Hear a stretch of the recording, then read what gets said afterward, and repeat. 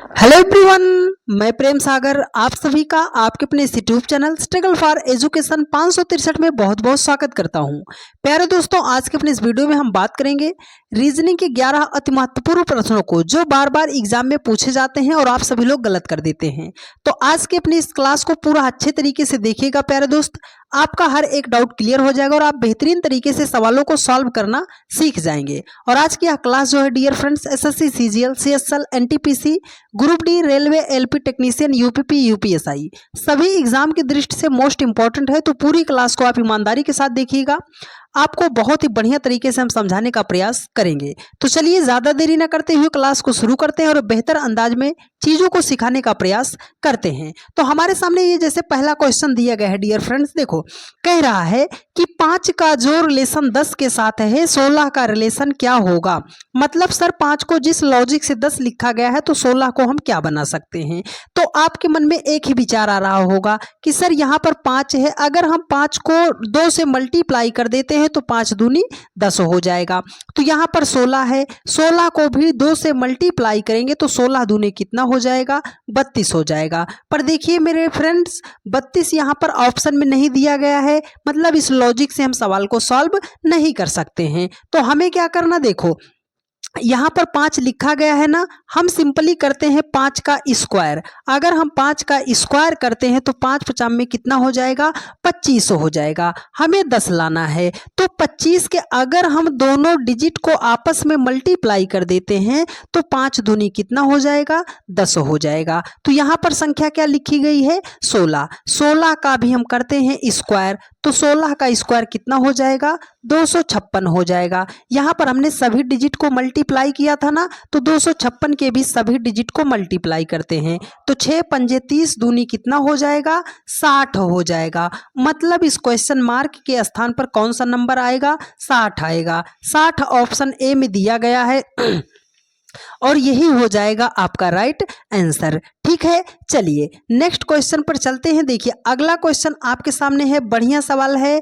देखो यहाँ पर सवाल कह रहा है कि एक दीवार घड़ी में 3:20 बजे हैं तो उसका दर्पण प्रतिबिंब समय क्या होगा। तो जब भी आपके सामने ऐसा प्रश्न आता है, आपको दर्पण का प्रतिबिंब निकालना है, दर्पण प्रतिबिंब का समय निकालना है। एक सिंपल सा नंबर याद रख लो दोस्त, आप याद रख लो कि 1160 नंबर क्या है, 1160। इसको आप याद रख लो, जो वह रियल समय जो आपको दिया गया है उसमें से आप जो है, जो आप 1160 से माइनस कर दोगे, जो आएगा वही आपका आंसर हो जाएगा। तो देखो 60 से अगर हम 20 माइनस करेंगे तो हो जाएगा 40 और 11 से 3 माइनस करेंगे तो हो जाएगा 8। मतलब दर्पण में वह समय कैसा दिखाई देगा, 8:40 दिखाई देगा। 8:40 ऑप्शन ए में है और यही हो जाएगा आपका राइट आंसर। ठीक है, बात समझ में आ गई प्यारे दोस्त। चलिए नेक्स्ट क्वेश्चन पर चलते हैं। देखिए अगला क्वेश्चन आपके सामने है, बढ़िया सवाल है, नंबर सीरीज का बहुत ही शानदार प्रश्न है। क्या आप सभी लोग इसका जवाब दे पाएंगे या नहीं दे पाएंगे।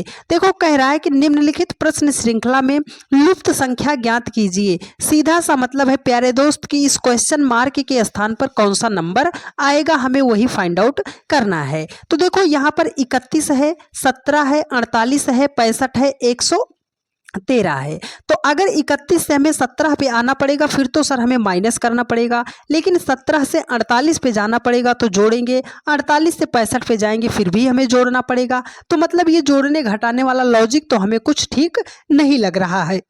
तो थोड़ा सा हम अपना लगाते हैं दिमाग। देखो अगर हम 31 और 17 को जोड़ देते हैं तो 31 17 को जोड़ेंगे तो कितना हो जाएगा सर, 48 हो जाएगा। यहाँ पर उसने कितना लिखा, 48 लिखा। अच्छा सर अगर हम 17 और 48 को जोड़ेंगे तो कितना हो जाएगा सर, 65 हो जाएगा। अच्छा ये लॉजिक लगा है सर, हाँ दोस्त यही लॉजिक लगा है। क्या किया है, पीछे की 2 डिजिट को, अगर पीछे की 2 संख्या को ऐड किए तो ये तीसरी संख्या मिल गई, फिर पीछे की 2 संख्या को ऐड किए ये तीसरी संख्या मिल गई। 48 और 65 65 को ऐड करेंगे तो 113 मिल जाएगा।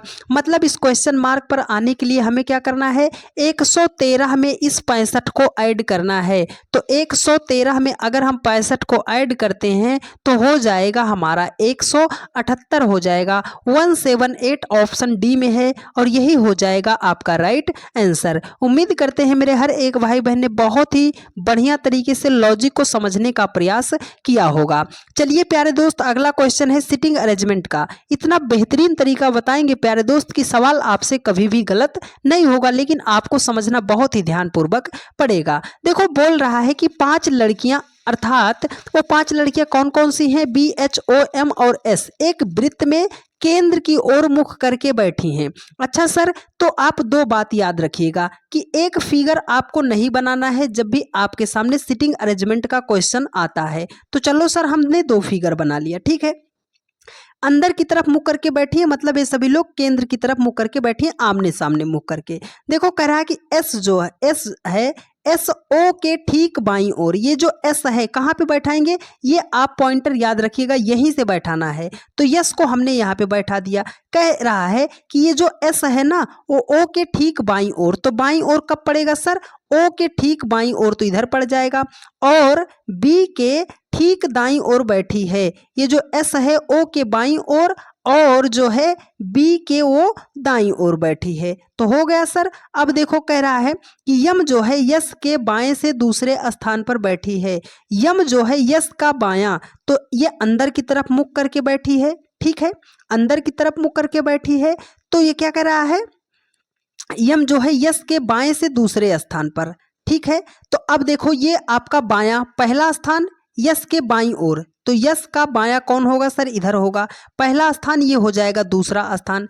यम जो है यस के बाएं से दूसरे स्थान पर बैठी है, तो ये हो जाएगी आपकी यम हो जाएगी। तो कितने लोग थे सर, हमारे 5 लोग, 5 लोग थे। यहाँ पर कौन आ जाएगा, आपका एच आ जाएगा। देखो करा एच के ठीक दाईं ओर कौन बैठा है, तो एच के ठीक दाईं ओर कौन बैठा है सर, यम बैठा है एच के ठीक दाईं ओर। यम जो है ऑप्शन बी में दिया गया है और यही हो जाएगा आपका राइट आंसर। बात आई समझ में। चलिए अगले सवाल पे चलते हैं। देखिए अगला सवाल आपके सामने है, ये ब्लड रिलेशन का सवाल है। कुछ जरूरी बात याद रखिएगा, ब्लड रिलेशन का सवाल आपका सॉल्व हो जाएगा। देखो यहाँ पर क्या है, कह रहा है कि यल का पुत्र यफ है। ये जो यल है इसका पुत्र कौन है, यफ है। तो हमने मान लिया कि हमारा ये एल है, इसका पुत्र, पुत्र तो इसके बाद में आएगा, इसका बाद हो गया कौन सा, यफ।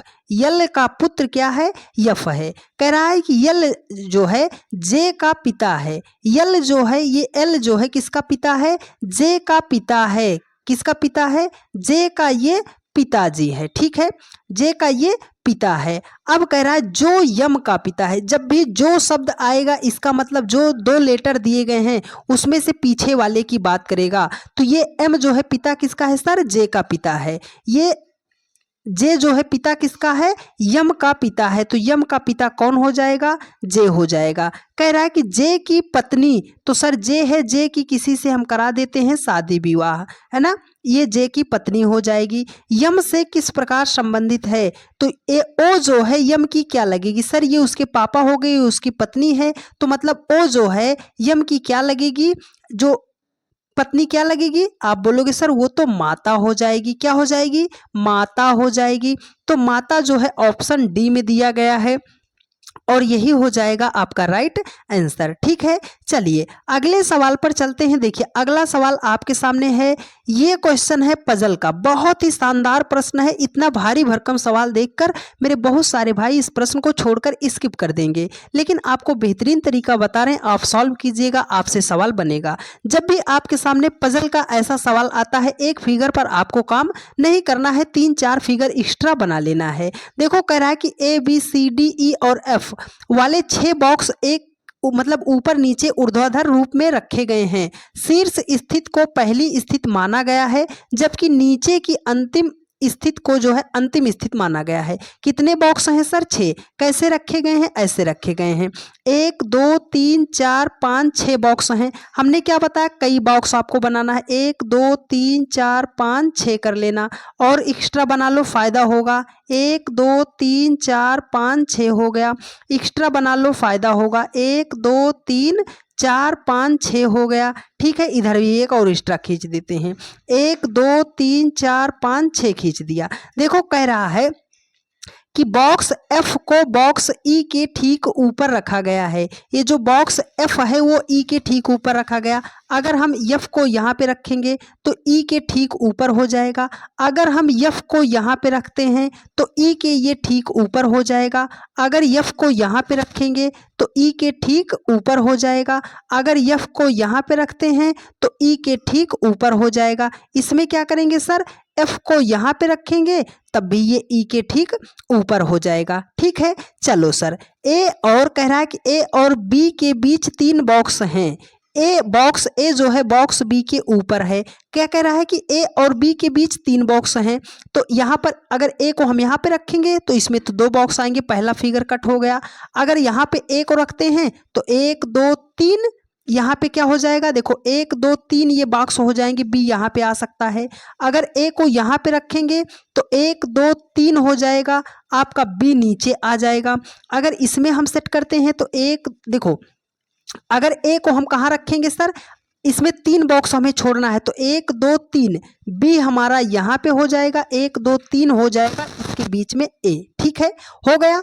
अब देखो कह रहा है E और D के बीच, E और D के बीच जो है एक बॉक्स है। E और D के बीच, तो E और D सर E यहाँ पर तो E और D के बीच केवल एक बॉक्स है। E और D के बीच इसमें भी आ गया, ये फिगर हमारा कट जाएगा। ये फिगर और ऑलरेडी कटा है, ये भी कट जाएगा। E और D के बीच एक बॉक्स है तो हमने E और D के बीच देखो एक बॉक्स F बच गया।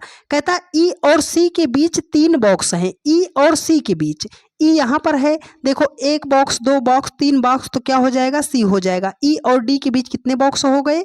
3 बॉक्स हो गए। अगर आप इसमें लिखोगे तो सर E को तो हम कहाँ बिठाएंगे? एक ही स्थान बचा आपका, ये फिगर कट जाएगा। ठीक है, देखो निम्नलिखित में से कौन सा बॉक्स D के ठीक ऊपर रखा गया है? तो सर D के ठीक ऊपर तो हमारा कौन दिखाई दे रहा है? बॉक्स A दिखाई दे रहा है। A ऑप्शन D में है और यही हो जाएगा आपका राइट आंसर। इसलिए हमने बताया मेरे दोस्त, मेरे भाई, मेरी बहन, कि आप कम से कम 3-4 फिगर एक्स्ट्रा बना लीजिएगा जिससे एक ही बार में आपका राइट आंसर आ जाए। ठीक है, चलिए उम्मीद करते हैं आप सभी लोगों ने समझने का प्रयास किया होगा। चलिए अगला सवाल आपके सामने है, ये है रैंकिंग टेस्ट का सवाल। देखो बोल रहा है कि निर्मल और सुषमा उत्तर की ओर मुख करके खड़े हुए व्यक्तियों की एक पंक्ति में खड़े हैं। ठीक है सर, निर्मल बाएं सिरे से 20वें स्थान पर है और सुषमा दाएं सिरे से 10वें स्थान पर है। आयु आधारित कुछ मानदंडों के कारण निर्मल और सुषमा अपना स्थान बदल लेते हैं। बस ये लाइन इंपॉर्टेंट है, आप नोट कीजिएगा कि क्या कर रहे हैं, दोनों अपना स्थान बदल ले रहे हैं। देखो एक बाएं सिरे से है, दूसरा दाएं सिरे से है, तो हमने मान लिया कि सर ये एक लेफ्ट हो गया, दूसरा हमारा क्या हो गया? राइट हो गया। देखो निर्मल बाएं सिरे से, यहाँ पे इधर हमने क्या लिख दिया कि सर ये हमारा निर्मल हो जाएगा। ये बाएं सिरे से किस नंबर पे है सर? 20वें नंबर पे है। दाएं सिरे से कौन है हमारा? सुषमा है। कौन है? सुषमा है। सुषमा दाएं सिरे से किस नंबर पे है सर? 10 नंबर पे है। कुछ मानदंड हुआ तो ये आपस में अपना स्थान बदल लिए, तो उसके कारण क्या हुआ? निर्मल और सुषमा अपना स्थान बदल लिए। यदि निर्मल का स्थान बाएं सिरे से 30वां, तो सर बायां तो यही है, ये बाएं सिरे से पहले 20 नंबर पे था, अब किस नंबर पे आ गया? 30 नंबर पे आ गया। तो पूछ रहा है कि दाएं सिरे से सुषमा का नया स्थान क्या होगा?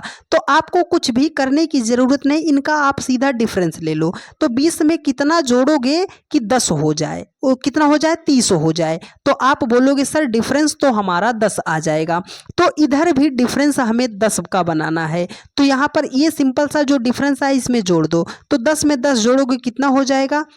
20 हो जाएगा। पूछ रहा है कि सुषमा का नया स्थान, तो निर्मल का नया स्थान 30वां है, तो सुषमा का नया स्थान कौन सा हो जाएगा? 20वां हो जाएगा। 20 ऑप्शन डी में है और यही हो जाएगा आपका राइट आंसर। थोड़ा सा एक्स्ट्रा आपको जानकारी दे रहे हैं, सवाल उस पर भी बनता है तो नोट कर लीजिएगा।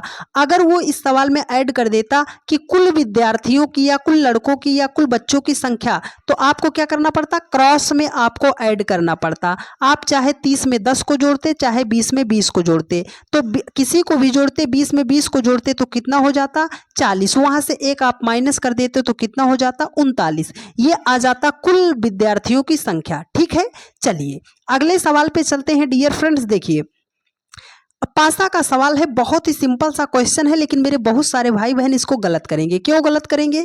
क्यों सर? क्योंकि हमने तो अभी तक यही सीखा कि सर 2 पासा होता है तो हम कॉमन नंबर को ढूंढकर सवाल को सॉल्व कर देते हैं, लेकिन यहाँ पर तो एक सिंगल डाइस दे दिया गया, सिंगल पासा दे दिया गया है, तो हम इसमें कॉमन कैसे ढूंढेंगे? नहीं दोस्तों, जब एक सिंगल पासा दिया जाता है तो आपको कॉमन नहीं ढूंढना पड़ता। तब क्या करेंगे सर? देखो कह रहा है कि नीचे एक पासा दिया गया है, सतह 4 के विपरीत कौन सी संख्या होगी? ये जो 4 है ना, इसके अपोजिट कौन सी सतह पर नंबर आएगा? तो जब एक सिंगल पासा दिया जाता है मेरे दोस्त, तो उसे आपको करना पड़ेगा कि यह सिंगल डाइस है कि साधारण डाइस। सिंगल डाइस है मतलब सिंपल डाइस है या स्टैंडर्ड डाइस है?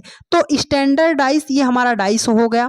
एक सेकंड में आप चैप्टर समझ लो। एक हो गया आपका सिंपल डाइस, दूसरा हो गया हमारा स्टैंडर्ड डाइस। ठीक है, अगर पास की 2 सतह को जोड़ने पर योगफल 7 हो जाएगा तो वह साधारण पासा हो जाएगा। पास की 2 सतह को जोड़ने पर योगफल 7 नहीं होगा तो वह हमारा मानक पासा हो जाएगा। ठीक है, तो चलिए इसमें हम ऐड करते हैं। 4 3 कितना हो जाएगा? 7 हो जाएगा। 4 3 कितना हो जाएगा? 7 हो जाएगा। तो जब 7 हो गया तो इसका मतलब क्या है? यह एक साधारण पासा है। क्या हो जाएगा? एक साधारण पासा है। और जब साधारण पासा होगा तो हम अपोजिट कैसे निकालते हैं? अपोजिट का मतलब उल्टा होता है मेरे दोस्त। तो उल्टा क्या है सर? यहाँ पर 3 2 4 दिखाई दे रहा है, आपके सामने एक पासा है, 3 4 दिखाई दे रहा है, तो अपोजिट क्या होगा सर? जो नहीं दिखाई दे रहा होगा। तो आपके सामने क्या होगा? 1 2 3 4 हो गया, 5 हो गया, 6 हो गया। एक पासे में कितने फलक होते हैं? 6 फलक होते हैं। 2 3 4, 2 हो गया, 3 हो गया, 4, ये तो हमें दिखाई दे रहे हैं। तो कौन सा नहीं दिखाई दे रहा है सर? 1 नहीं दिखाई दे रहा है, 5 नहीं दिखाई दे रहा है, 6 नहीं दिखाई दे रहा है। तो जब भी आपका साधारण पासा होगा तो किसी भी संख्या का अपोजिट पूछे, जो फलक आपको सामने नहीं दिखाई दे रही है वही उसका अपोजिट होगा। तो 1 5 6 ऑप्शन ए में दिया गया है और यही हो जाएगा आपका राइट आंसर। ठीक है, चलिए नेक्स्ट क्वेश्चन पर चलते हैं प्यारे दोस्त। देखिए अगला सवाल आपके सामने है कोडिंग डिकोडिंग का। बहुत ही बढ़िया सवाल है, तो आप सभी लोग इसका जवाब देने का प्रयास कीजिएगा। देखो बोल रहा है कि एक निश्चित कोड भाषा में अल्पाइन को लिखा गया है 171 के रूप में लिखा गया है और स्प्रिंग को 83 के रूप में लिखा जाता है, तो उसी भाषा में कैपिटल को कैसे लिखा जाएगा? यहाँ पर लेटर है प्यारे दोस्त, तो लेटर का प्लेस वैल्यू हमें याद होना चाहिए। हम लिखते हुए चल रहे हैं, आप याद करते चलिए। देखो ए का प्लेस वैल्यू 1 होता है, यल का प्लेस वैल्यू 12 होता है, पी का प्लेस वैल्यू 16 होता है, आई का प्लेस वैल्यू 9 होता है, यन का 14 होता है, ई का 5 होता है। तो हमें 171 बनाना है सर। अगर हम सबको सिंपल सा क्या करते हैं? ऐड करते हैं। सबको क्या करते हैं? ऐड कर लेते हैं। इन सबको हम क्या करते हैं? ऐड कर लेते हैं। तो 14 5 19, 19 और आपका कितना हो जाएगा? 9 28, 28 6 34, 34 10 कितना हो जाएगा? 44, 44 और आपका 2 46, 46 10 कितना हो जाएगा? 56 एक कितना हो जाएगा? 57 हो जाएगा। 57 हो गया सर। हमें तो 171 लाना था सर, हमारा 57 ही आया। अगर आप 57 से 171 पे जाना चाहते हो तो आप क्या करोगे सर? अगर हम 57 को 3 से मल्टीप्लाई कर देते हैं फिर तो हम 171 पे पहुंच जाएंगे। ठीक है, चलो सर स्प्रिंग के साथ भी रूल अप्लाई करते हैं। यस का प्लेस वैल्यू 19 हो गया, पी का 16 हो गया, आर का 18 हो गया, आई का 9 हो गया, यन का 14 हो गया, जी का 7 हो गया। सबको हम सिंपली क्या करते हैं? ऐड करते हैं। तो 19 6 25 10 35, 35 8 आपका कितना हो जाएगा? 43 10 53, 53 9 कितना हो जाएगा? 52, 52 4 56 10 आपका कितना हो जाएगा? 66 कितना हो जाएगा? 56 कितना हो जाएगा? देखो 19 19 6 25 10 35, 35 18 कितना हो जाएगा, 35 8 आपका 43 10 53, 53 और 9 आपका कितना हो जाएगा, 62, 62 4 कितना हो जाएगा, टोटल आप इसको ऐड कर रहे हो कितना हो जा रहा है सर, 83 हो जा रहा है।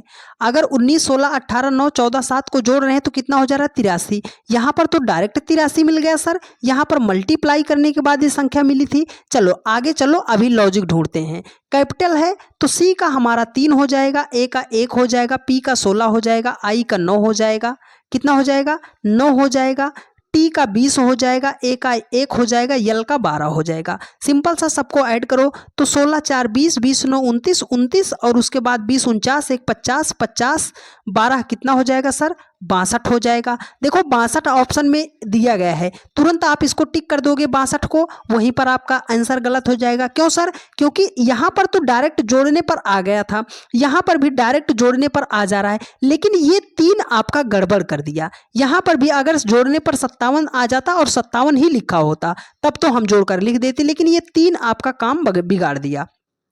तो इसका मतलब क्या है सर, ये 3 आया कहां से, इसका लॉजिक क्या है। देखो यहां पर अल्पाइन में जो है कितने वावेल दिए गए हैं सर, 1 2 3, कितने स्वर दिए गए हैं, 3, उसने इसको क्या किया, मल्टीप्लाई किया है। तो स्प्रिंग में कितना है, सिर्फ आई दिखाई दे रहा है 1, तो मतलब 83 को 1 से मल्टीप्लाई किया गया है। ठीक है, बात आई समझ में। कैपिटल में कितने हैं, 1 2 3, 2 ए है और 1 आई, कितने हैं, 3 है। तो मतलब 62 को 3 से मल्टीप्लाई करेंगे तो 62 तियां कितना हो जाएगा, 186 हो जाएगा। तो इस प्रश्न का करेक्ट आंसर होगा 186, ना कि 62 होगा। ठीक है, उम्मीद करते हैं आप सभी लोगों ने चीज़ों को बहुत ही खूबसूरती के साथ समझने का प्रयास किया होगा। चलिए प्यारे दोस्त, चलते हैं नेक्स्ट क्वेश्चन पर। देखिए अगला क्वेश्चन आपके सामने है कोडिंग डिकोडिंग का, बहुत ही सिंपल सा प्रश्न है, जवाब तो आप इसका दे ही सकते हैं। देखो बोल रहा है कि यदि किसी कूट भाषा में लैक का कोड 396 हो तो उसी कूट भाषा में बैक का कोड क्या होगा। लेटर दिया गया है प्यारे दोस्त, लेटर तो प्लेस वैल्यू लिखते हैं, यल का 12 हो जाएगा, ए का 1 हो जाएगा, सी का 3 हो जाएगा, के का 11 हो जाएगा। सर हमें 396 लाना है, तो हम सिंपली क्या करते हैं, अगर 12 1 3 11 से 396 लाना है सॉरी डियर, तो हम क्या करेंगे, सिंपली छोटी संख्या से बड़े संख्या की तरफ जाना है तो मल्टीप्लाई करते हैं। देखो 11 गुणे 3, 11 तियां 33 से कम 33, 33 को अगर हम 12 से मल्टीप्लाई करते हैं फिर तो हमारा 396 आ जाएगा। तो चलो सर बैक के भी सभी लेटर के प्लेस वैल्यू को लिखते हैं, बी का 2, ए का 1 हो जाएगा, सी का 3 हो जाएगा, के का 11 हो जाएगा।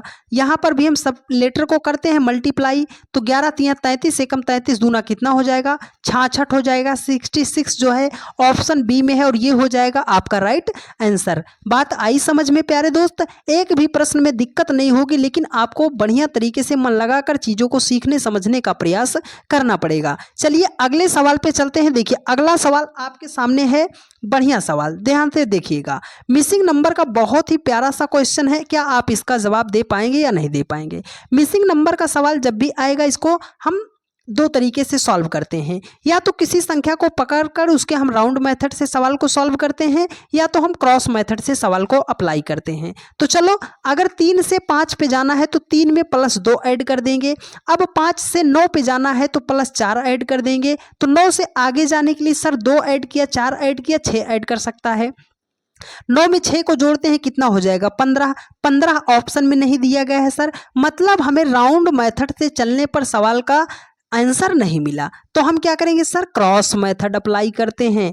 3 से अगर 9 बनाना है सर 3 का स्क्वायर कर देंगे 9, 5 का स्क्वायर कर देंगे तो 25 हो जाएगा। सर 25 भी तो ऑप्शन में नहीं दिया गया है, तो अब हम क्या करेंगे, अब आपको दूसरी चीज करना है। मल्टीप्लाई करने पर काम नहीं बना, स्क्वायर करने पे काम नहीं बना, तो आपको करना पड़ेगा क्यूब। क्या करना है, क्यूब। चलो क्यूब करते हैं। देखो सर क्रॉस में ही क्यूब करते हैं। 3 का अगर हमने क्यूब किया तो 3 का क्यूब कितना हो जाएगा, 27 हो जाएगा। सर हमें तो 9 लाना था, हमारा 27 आ गया है। तो 9 कैसे आएगा प्यारे दोस्त, अगर हम 27 के दोनों डिजिट को ऐड कर लेते हैं, मतलब सर 2 + 7 कर लेते हैं तो बराबर हो जाएगा 9। यहाँ पर कितना लिखा गया है, 9 ही लिखा गया है। तो संख्या 5 है ना, 5 का भी हम क्यूब करते हैं तो 5 का क्यूब तो 125 हो जाएगा। यहाँ पर आपने क्या किया था, सभी डिजिट को ऐड किया था, तो यहाँ पर भी सभी डिजिट को ऐड कर लीजिए।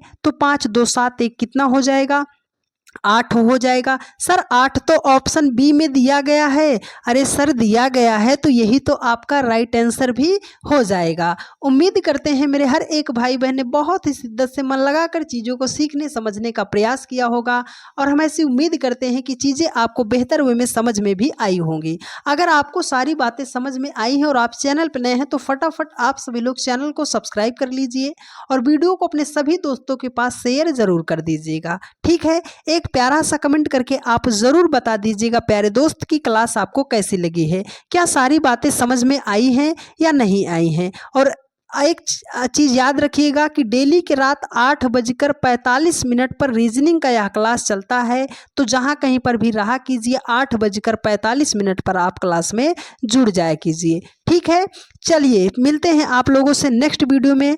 धन्यवाद।